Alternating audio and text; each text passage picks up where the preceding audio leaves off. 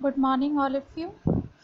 जैसा कि आप सभी जानते हैं कि आज हम नया चैप्टर करेंगे, चैप्टर नंबर 3 आपका जो है, जिस पार्ट का नाम है आपका पृथ्वी का बुखार। पृथ्वी का बुखार, ये जो पार्ट है आपका, ये एक नाटक के रूप में है।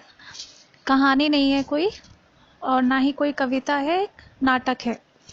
नाटक कहानी से बहुत से मामलों में अलग होती है। जैसे आप देखोगे कि नाटक जो है वो अंशों में बटा होता है, यानी पार्ट्स होते हैं, सीन्स होते हैं उसके अलग अलग। दूसरी और कहानी में ऐसा नहीं देखने को मिलता। नाटक में आपका संवाद होता है, यानी आपके पात्रों के बीच में आपस में संवाद होता है। वो आपस में बात कर रहे हैं, अलग अलग पात्र अपनी बातें रख रहा है उस नाटक के अंदर। तो कुल मिला के हम चाहें तो एक नाटक को बहुत अच्छे से उसका स्टेज पर आप उसको परफॉर्म करते हो, उसका मंचन कर सकते हो, उसको प्रोग्राम अच्छा सा आप कर सकते हो उसका। जब आप नाटक कोई पढ़ते हो तो उसको आसान हो जाता है दिखाना, सबके सामने उसको प्रस्तुत करना। दूसरी चीज़ कि जो नाटक है ये आपका काव्य जो विधा है आपकी, उसके अंतर्गत आता है, क्योंकि नाटक को हम गायन के माध्यम से भी प्रस्तुत कर सकते हैं, इसलिए। उसके बाद जो नाटक का मुख्य जो कारण होता है नाटक का, वो ये होता है कि आप उसके माध्यम से अनुकरण करते हो, यानी आप सीखते हो। उसका एक संदेश होता है आपके जीवन में। और ज़्यादातर देखा जाए तो हमें समाज को जागरूक करने के लिए नाटकों का प्रयोग किया जाता है। जैसे कोई समाज में कोई कुप्रथा है, उसके लिए ज़्यादातर हम प्रयोग में लाते हैं कि नाटक के माध्यम से लोगों को आसानी से बातें समझ आती हैं, वो देखते हैं, सुनते हैं, समझते हैं। तो इसीलिए इसका इस्तेमाल किया जाता है, जिससे समाज में एक जागरूकता जो है वो लाई जा सके। तो ये एक संकलन है, यानी किसी के द्वारा लिखा लेखक ऐसा नहीं दिया गया। संकलित है मतलब कहीं से किसी किताब के अंदर से इसका ये भाग यहाँ पर आपका दिया गया है, इस बुक आपकी किताब के अंदर। तो ये जो आपका नाटक है, इसमें 5 अंक हैं आपके, 5 अंश हैं। अंश यानी 5 हिस्से, जिसमें अलग अलग पात्र बातें कर रहे हैं आपस में। तो मैं आपको पढ़ती जाऊंगी, साथ साथ उसको समझाती जाऊंगी कि आखिरकार इसमें है क्या, हो क्या रहा है, कौन किससे कैसे बातें कर रहा है। तो जैसा कि आपका पाठ का नाम है पृथ्वी का बुखार। पृथ्वी का बुखार, जैसे इंसानों में बुखार होता है तो क्या होता है कि हमारा शरीर का तापमान बढ़ जाता है, जिसे हम कहते हैं कि बुखार हो गया, है ना। संतुलन रहना शरीर का बहुत ज़रूरी है, संतुलित रहना हमारा बहुत ज़रूरी है। अगर हमारा तापमान कम हो जाता है तो भी हमारे लिए नुकसानदायक है, बढ़ जाता है तो भी। तो ऐसे ही पृथ्वी है, पृथ्वी का जो तापमान है, टेम्परेचर जिसे हम कहते हैं, सेल्सियस में आप नापते हो उसको, तो वो तापमान जो है वो बढ़ गया है। यानी यहाँ पर ग्लोबल वार्मिंग की भी बात हम कर सकते हैं। तो तापमान कैसे बढ़ा है? हम लोगों की वजह से। हम लोग यानी मनुष्य, हमने सिर्फ अपनी तकनीक को आगे बढ़ाने के लिए, अपने विकास के नाम पर हमने ऐसा किया, इस प्राकृतिक संसाधनों का ऐसा दुरुपयोग किया, जिसकी वजह से हम आज इस कगार पर आ गए हैं कि हमारा जीना मुश्किल हो गया है। ना ही हमें साफ पानी मिल पा रहा है, ना ही हमें साफ हवा मिल रही है जिसमें हम सांस ले सके। तो इस पाठ के द्वारा आपको हमारे जीवन में जो दुष्प्रभाव हो रहे हैं, इस वजह से, किस वजह से कि हमने पृथ्वी का ख्याल नहीं रखा, तो उस दुष्प्रभाव को बताने की कोशिश यहाँ पर की गई है। ठीक है, तो मैं आपको हर एक अंश को अलग अलग तरीके से पढ़ाने की कोशिश करूँगी। तो पहला अंश जो है आपका, प्रथम अंश, उसमें क्या है? नीलू की माँ उसे लेकर स्कूल से घर लौट रही है। यानी इस नाटक में एक बच्ची है नीलू, और उसको स्कूल में पढ़ाया जा रहा है इस चीज़ के बारे में, जैसे हम आपको पढ़ा रहे हैं। तो जो नीलू है वो स्कूल से घर आई है और अपनी माँ से उसका संवाद है, माँ से उसकी बातचीत हो रही है। क्या बातचीत हो रही है उसको देखते हैं। नीलू कहती है, माँ आपको पता है आज अध्यापिका ने क्या बताया हमें? माँ कहती है, क्या, जरा बताओ तो। नीलू, अध्यापिका ने कहा पृथ्वी को बुखार आ रहा है। माँ, क्या? नीलू, बुखार, पृथ्वी बीमार हो गई है। माँ, अच्छा। फिर नीलू कहती है, हाँ माँ, पृथ्वी का तापमान बढ़ रहा है। अध्यापिका ने कहा इससे हम सब भी बीमार हो जाएंगे। ऐसा क्या? अध्यापिका बोली, बारिश नहीं होगी, गर्मी बढ़ेगी, सब जगह रेगिस्तान हो जाएगा, सब जीव जंतु और हम मर जाएंगे। क्या ऐसा होगा माँ? तो माँ कहती है, चल हाथ मुंह धोकर खाने बैठ, ये बातें बाद में करेंगे। देख तो घर में कौन आए हैं। नीलू, कौन माँ? माँ, गांव से तेरे दादाजी, अभी उन्हें तंग मत कर, खाने के बाद मिल लेना। ओके, तो यहाँ आपका प्रथम अंश खत्म होता है। इसमें क्या है कि बेटी जो है, बच्ची स्कूल से आई है और इसको स्कूल में पढ़ाया गया है कि जो हमारी पृथ्वी है उसको बुखार आ गया है। बुखार का सीधा सीधा संबंध है हमारे टेम्परेचर से होता है, तापमान से। तो जो पृथ्वी का तापमान है वो बढ़ गया है और उसके कारण जो बुरे परिणाम हमें भुगतने पड़ेंगे, उसका रिजल्ट जो होगा वो उसके टीचर ने उसको समझाया, उसकी अध्यापिका ने उसको बोला है। क्या परिणाम है वो? कि बारिश नहीं होगी, बारिश नहीं होगी तो क्या होगा? गर्मी बढ़ेगी, हर जगह रेगिस्तान होगा। अगर बारिश नहीं होगी तो पेड़ पे पौधे नहीं होंगे, ज़मीन जो है उसमें नमी नहीं रहेगी, पानी नहीं रहेगा। और अगर पानी या नमी नहीं रहेगी ज़मीन में तो कोई भी अंकुर उसमें से नहीं फूटेगा। तो उससे क्या होगा? हर जगह आपको सिर्फ रेतीली जगह नजर आएगी जो रेगिस्तान के रूप में आपके सामने होगी। सारे जीव जंतु मर जाएंगे। क्यों मर जाएंगे? क्योंकि हम इसी प्राकृतिक संपदा पर जीवित रहते हैं। यानी हमें बहुत ज़रूरी है, ऑक्सीजन के लिए सबसे ज़्यादा ज़रूरी है आपके पेड़, और अगर पेड़ ही नहीं रहेंगे तो हम सांस कैसे लेंगे? तो जितने भी जीव जंतु हैं, जीव सिर्फ मनुष्य को नहीं बोला गया, जीव जंतु जो भी प्राणी है यानी जो सांस लेते हैं वो सब मर जाएंगे, क्योंकि ना उनके पास खाने के लिए कुछ होगा, ना ही उनके लिए पीने के लिए पानी होगा। तो यहाँ उसने ये बात अपनी माँ को बताई है। माँ है तो उसने सोचा बच्ची है तो उतना उसकी बातों पर उसने गौर नहीं दिया। तो उन्होंने बोला है कि गांव से उनके दादाजी आए हैं तो उनसे बातें करो, यानी वो बता रहे हैं कि घर में उनके कौन आया, उसके दादाजी। तो दूसरा अंश जो होगा उसमें उसके नीलू के जो पिताजी हैं और जो दादाजी हैं, यानी उनके उसके पापा और उसके दादाजी आपस में बात करेंगे। और वो भी इसी समस्या से परेशानी में है। ये जो अभी नीलू ने बात कही उसी से संबंधित वो बातें कर रहे हैं अपने बेटे के साथ। तो उनकी क्या वार्तालाप है वो देख लेते हैं।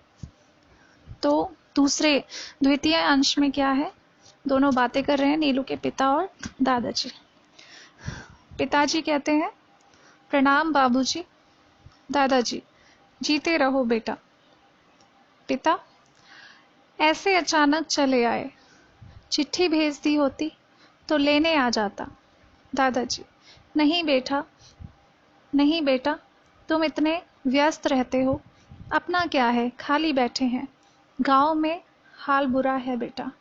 पिता, क्यों, क्या हुआ बाबूजी? अब गांव में भी वो जो ये समस्या है उसी से परेशान है और उसी के बारे में अपने बेटे से वो बात कर रहे हैं। दादाजी कहते हैं, मालूम नहीं पड़ता बेटा, सब कुछ बदल रहा है, किसी का कुछ ठिकाना नहीं रहा। मार्च अप्रैल में ही बारिश हो जाती है और इतनी तेज़ बारिश की कटाई के लिए तैयार फसल खराब हो जाती है और जून जुलाई में सारा खेत जोत कर तैयार बैठे होते हैं कि बारिश आए और बुआई शुरू करें। तब बारिश का अता पता नहीं होता है। जानते हो पिछले साल कब बारिश आई? सितंबर में। ऐसा कभी होते देखा है? मई जून की बारिश मार्च और सितंबर में हो रही है। कुछ समझ में नहीं आता है। कि क्या हो रहा है। ऐसे में कोई खेती करे तो कैसे, मौसम का अनुमान ही नहीं हो पाता। यानी ये जो तापमान बढ़ा पृथ्वी का, उससे क्या हो रहा है कि जो मौसम है वो समय पर नहीं आ रहा है। यानी जिस समय बारिश होनी चाहिए उस समय बारिश होती नहीं है, तो जिससे जो किसानों की जो खेती है, फसल है, वो बर्बाद हो जाती है। और जिस समय होनी चाहिए उस टाइम नहीं होती, और जिस समय नहीं होनी चाहिए उस समय होती है। जैसे अब अभी आप देख रहे हो, अभी क्या है, किसानों के जो गेहूं है वो काट रहे हैं वो लोग, और उसके बाद उसको निकालेंगे, गेहूं को निकालेंगे फसल से। तो उस अब क्या हो रहा है कि बारिश हो रही है, तो जो गेहूं है वो खेतों में गीला हो रहा है।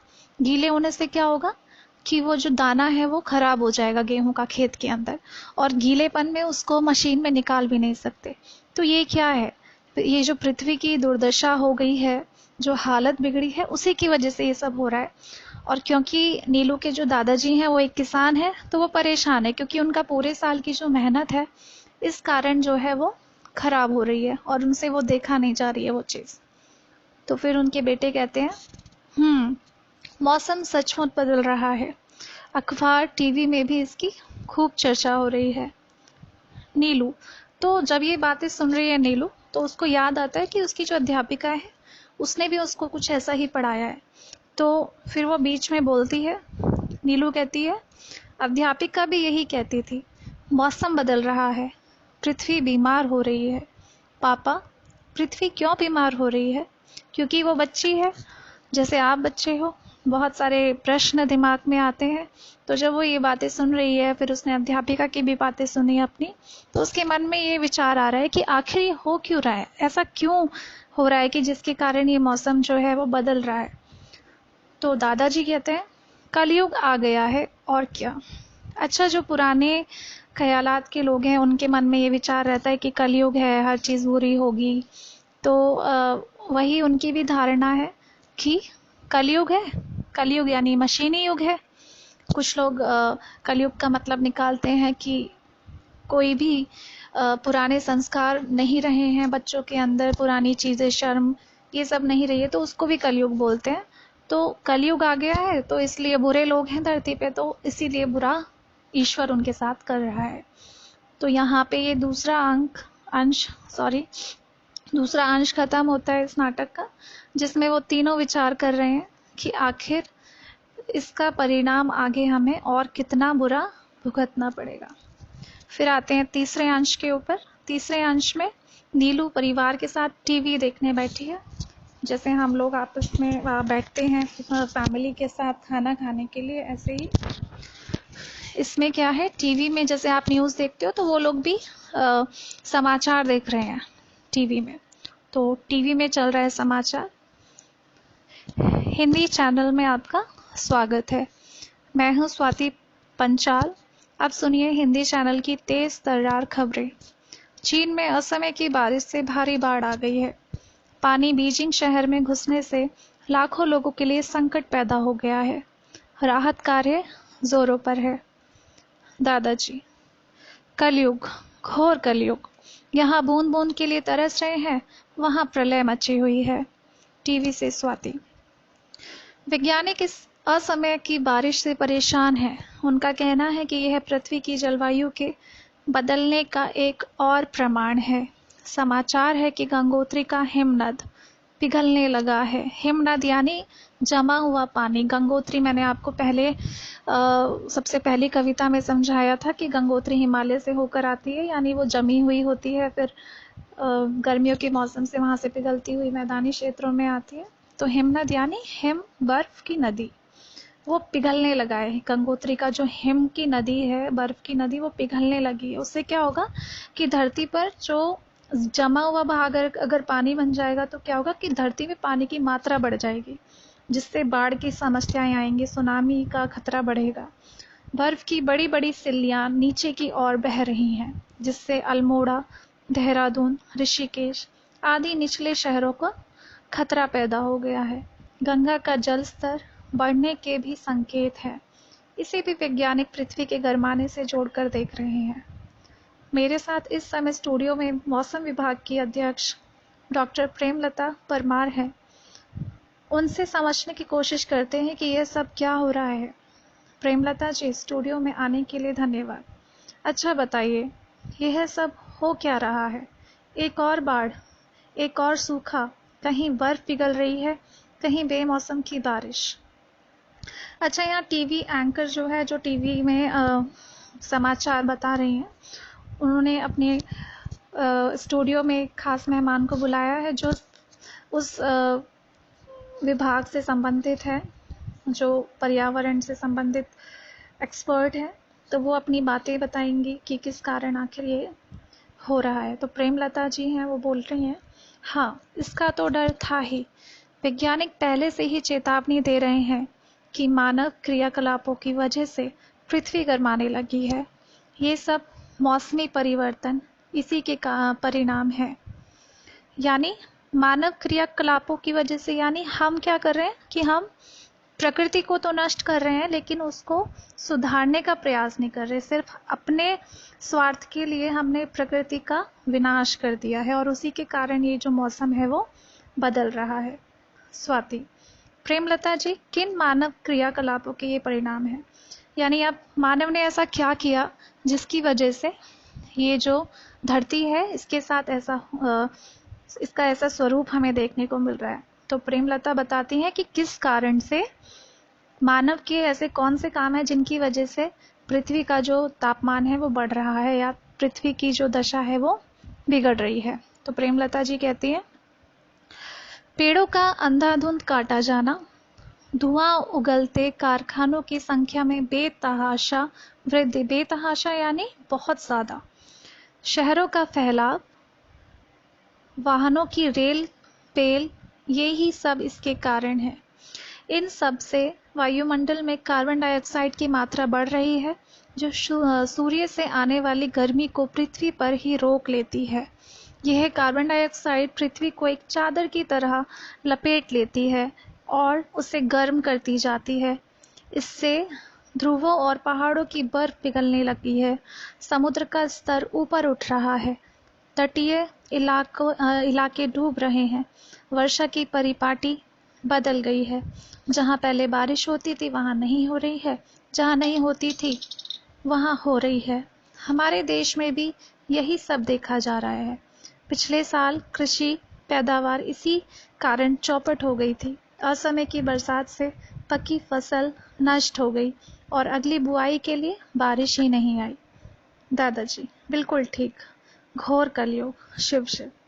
यानी प्रेमलता ने पूरा, जो प्रेमलता जी हैं उन्होंने पूरा बताया कि किस कारण हो रहा है। हम शहरों को बढ़ाते जा रहे हैं, गाँव को खत्म करते जा रहे हैं, बहुत सारे कारखाने हैं जो सिर्फ धुआं ही उगलते हैं, और पेड़ हम काटते जा रहे हैं। तो उससे क्या हो रहा है कि ऑक्सीजन जो है उसकी कमी होती जा रही है और कार्बन डाइऑक्साइड बढ़ती जा रही है।